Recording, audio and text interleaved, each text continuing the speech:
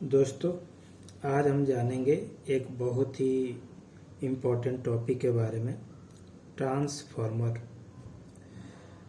ये ट्रांसफार्मर होता क्या है?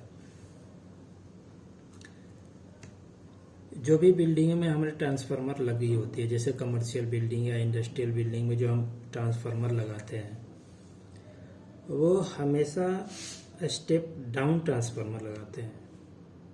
दोस्तों, आपको पता होगा कि जो हमारी सप्लाई आती है, गवर्नमेंट के जो सप्लाई होती है 33 kV 11 kV ज़्यादातर हमारी बिल्डिंगों में आती है, या कमर्शियल हो या इंडस्ट्रियल हो या आपको रेसिडेंशियल हो। तो हम करते क्या है, वहाँ पे हमें ज़रूरत पड़ती है किसी भी इक्विपमेंट को चलाने के लिए 420-25 वोल्ट हमें ज़रूरत पड़ती है, या 220 कहे तो सिंगल फेस, और 420 कहे तो ये 3 फेस की होती है, जो वोल्टेज किसी भी इक्विपमेंट को चलाने के लिए हमें ज़रूरत पड़ती है। कोई भी इक्विपमेंट हो तो हमें या तो वो 420 पे पड़ेगी या 220 पे हमारी इक्विपमेंट चलना शुरू होते हैं इंडस्ट्रियल में या किसी भी बिल्डिंग में, या कोई भी इक्विपमेंट आप ले लो, तो ये हमारी वोल्टेज रिक्वायरमेंट होती है। जो हमें गवर्नमेंट के तरफ से हमें जो सप्लाई मिलती है वोल्टेज, वो आप ले लो, ज़्यादातर हमें 11 kV और 33 kV ही हम लेते हैं।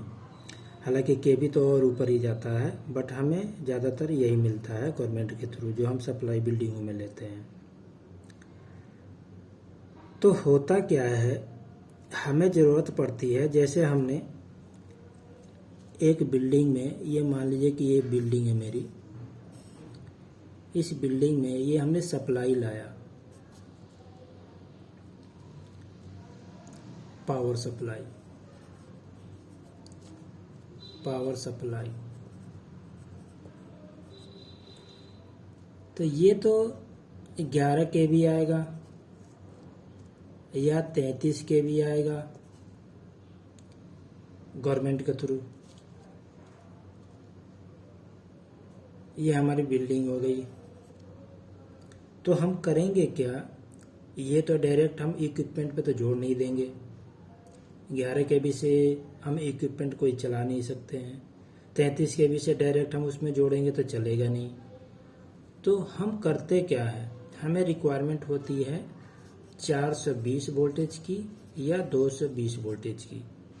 बिल्डिंग हम ला रहे हैं तो अपने रिक्वायरमेंट के लिए ला रहे हैं, ताकि जो हमें हमारी इक्विपमेंट हो उसको चला सके, पावर सप्लाई इसीलिए तो ले रहे हैं हम। तो कोई भी इस बिल्डिंग में जो भी इक्विपमेंट होगा वो 420 या 220 से चलेगा। डायरेक्ट हमारी ये जो आ रही है 33 kV या 11 kV, इससे डायरेक्ट तो हमारी ये बिल्डिंग चलेगी नहीं।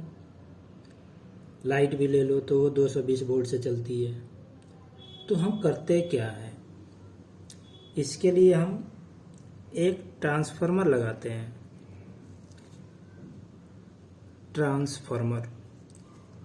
वो ट्रांसफार्मर होता है स्टेप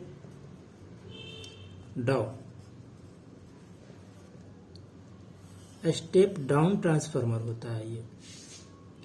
कभी भी हम इंडस्ट्रियल में ट्रांसफार्मर लगाएंगे, स्टेप डाउन लगाएंगे। इंडस्ट्रियल में लगाइए, कमर्शियल बिल्डिंग में लगाइए, रेसिडेंशियल बिल्डिंग में लगाइए, हमेशा ही स्टेप डाउन ट्रांसफार्मर की रिक्वायरमेंट होती है वहाँ पे, क्योंकि ये जो वोल्टेज है इसको डाउन करने की ज़रूरत है। यानी इस नाम से स्पष्ट है स्टेप डाउन, यानी ये डाउन करके देगी। यानी ये जो हमारी पावर सप्लाई आ रही है ये ट्रांसफार्मर में सबसे पहले आती है। ट्रांसफार्मर में आएगी, आने के बाद यहाँ या तो आप गवर्नमेंट के थ्रू 11 kV ले सकते हो या 33 kV ले सकते हो।